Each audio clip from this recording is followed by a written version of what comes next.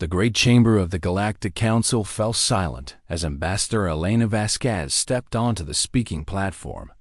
17 different species watched her with various sensory organs. Some had compound eyes that glittered like gemstones. Others had heat-sensing pits along their faces.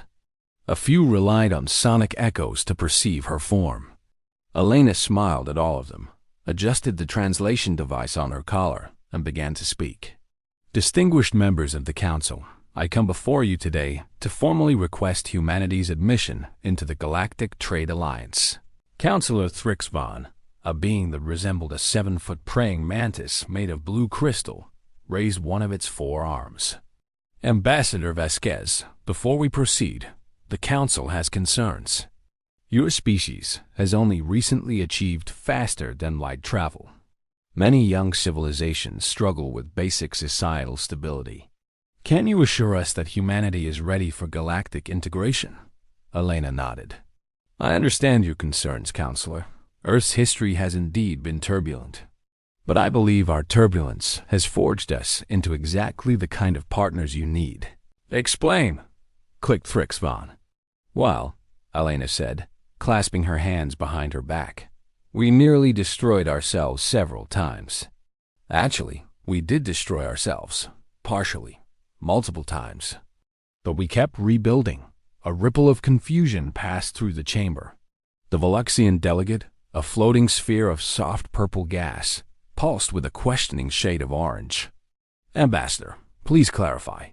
You say your species destroyed itself? Multiple times? Oh, yes, Elena replied casually.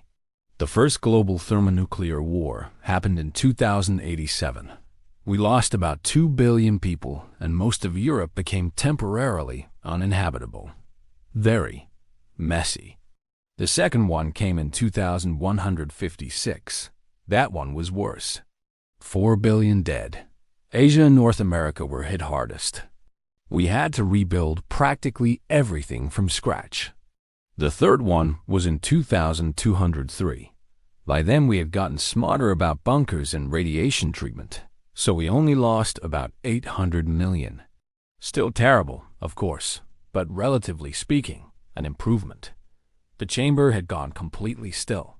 Councillor Mreth of the Veluxian Empire, a tall being covered in silver scales, slowly rose from his seat. His voice came out as a harsh whisper.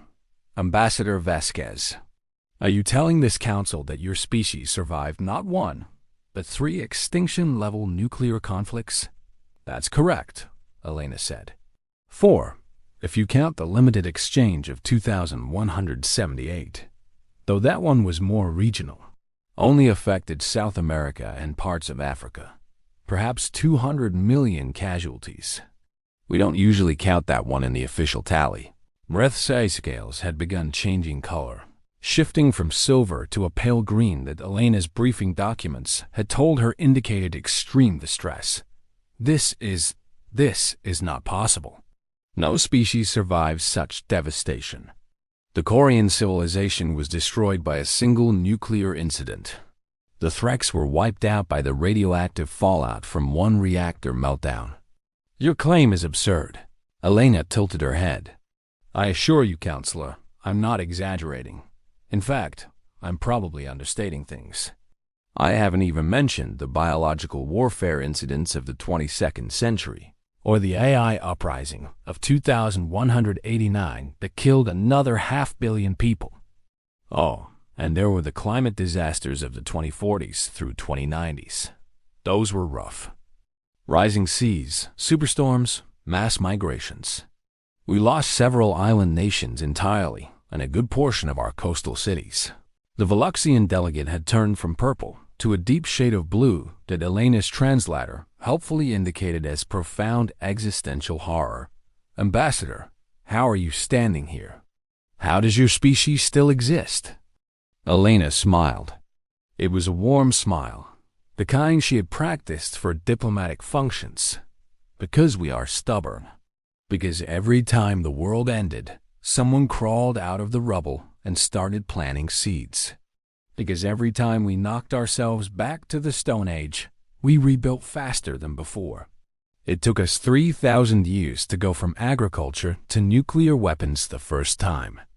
After the First War, it only took us 50 years to rebuild industrial civilization. After the second, 30 years. After the third, just 15. We learned. We adapted. We refused to stay dead. Counselor Thrix Vaughn's crystalline body was vibrating at a frequency that made Elena's teeth ache. This defies everything we know about civilizational development. Trauma at the scale you describe should cause permanent societal regression. Species that experience such events become frozen in fear, incapable of progress. Perhaps, Elena said, but humans are different. We don't freeze. We get angry. We get determined. When the First War ended, the survivors didn't hide. They stood in the ashes and said, "Never again." And then it happened again. And they said it again and meant it more. And again. Each time, we built better safeguards, created stronger institutions, developed new technologies to detect and prevent conflict. We failed repeatedly, but we also improved repeatedly. The Haluxian counselor Mreth had slumped back into his seat. How do your people not live in constant terror? How do you sleep at night knowing your species has come within moments of total extinction 4 times? Elena laughed. It was a genuine laugh, and it echoed strangely in the horrified silence of the chamber. Counselor, I think you misunderstand human psychology. We don't fear what we've already survived. We fear what we haven't faced yet. The nuclear wars are history. They happened. We're still here. That means they can't hurt us anymore. In fact, for most humans, those wars are a source of pride. Pride? The word came from a dozen different translators around the room. Yes, pride. We faced the worst thing we could possibly do to ourselves, and we survived it. 3 times. 4, technically. We looked into the void of extinction, and we spit in its face, and rebuilt our cities, and planted our gardens, and raised our children. We put humans back on the moon less than 40 years after the Second War, destroyed 60% of Earth's infrastructure. We achieved fusion power while still clearing radioactive rubble from our capitals. We built the first-generation ships during a period when 3 continents were still largely uninhabitable. That is not the behavior of a broken species. That is the behavior of a species that refuses to be broken. Councillor Velkith of the Morvain Collective, a small creature that resembled a furry caterpillar with too many legs, spoke up in a trembling voice. Ambassador, I must ask. Your species clearly has a capacity for violence that surpasses anything in galactic records.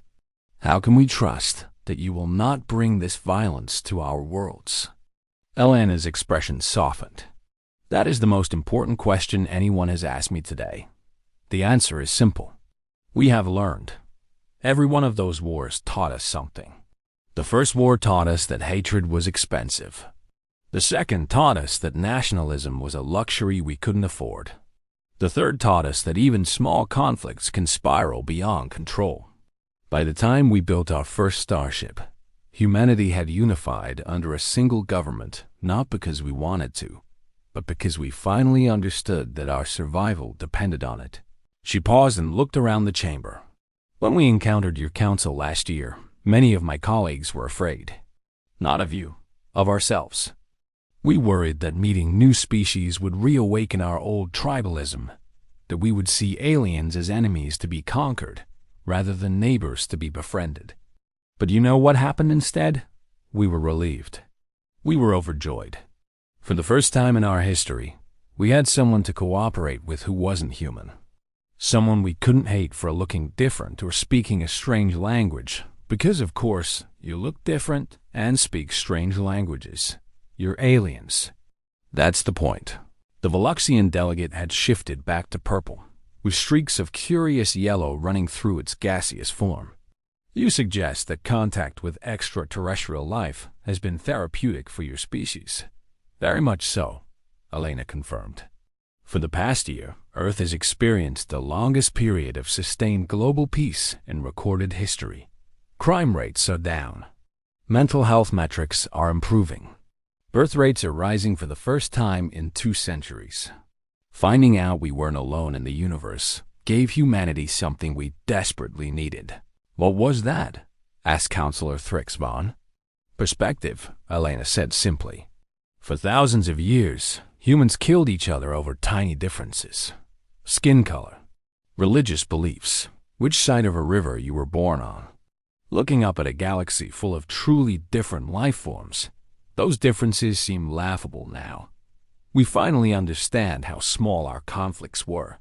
How petty, how wasteful. Every human who died in those wars could have been an explorer, a scientist, an artist. Instead, we turned them into casualties. We won't make that mistake again.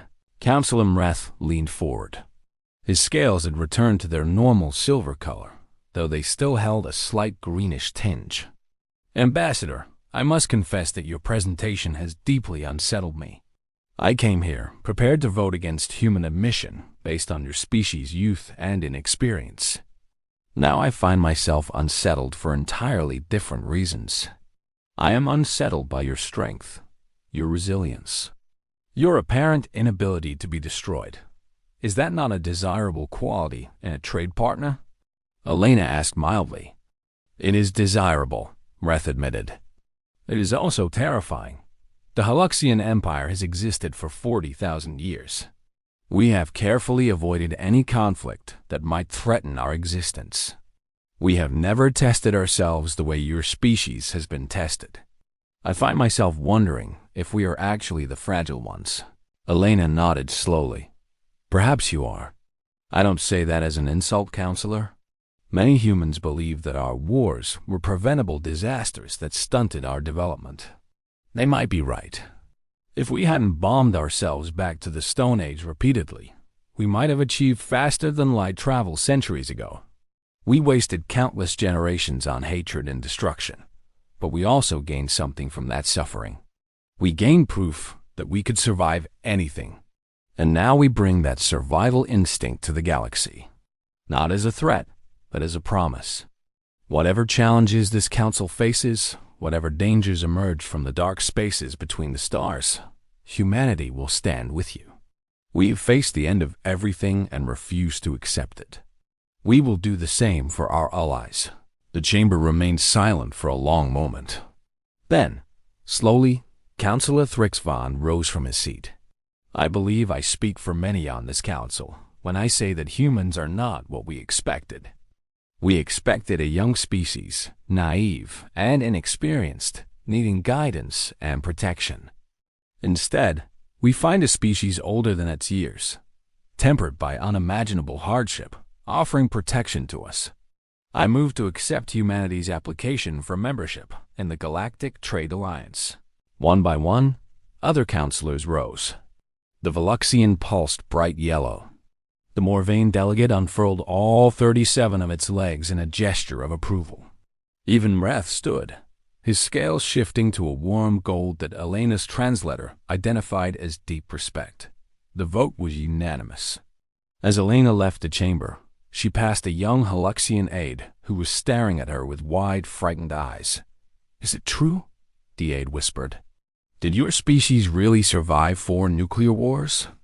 Elena paused and smiled. Actually, I may have miscounted. I think it might have been 5.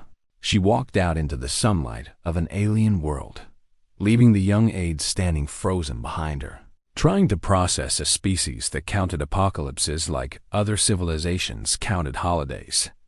Behind her, the Galactic Council archives updated their records. Under the species entry for Homo sapiens, a new note was added. Category: Persistence Class Civilization. Threat Assessment: Minimal to allies. Note from Archimist: Do not attempt to destroy. They will only come back stronger.